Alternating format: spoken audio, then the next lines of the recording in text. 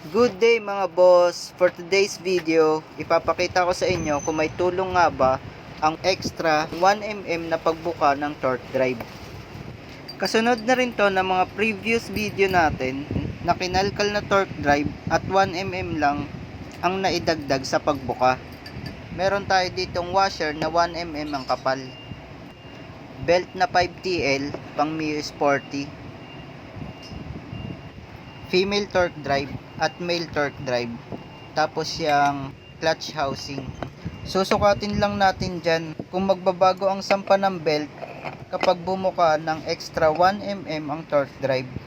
Sa mga nagsasabi na 1mm lang at halos walang tulong yon kasi sobrang liit lang nang naidagdag sa pagkalkal. Hindi ganun yon mga boss.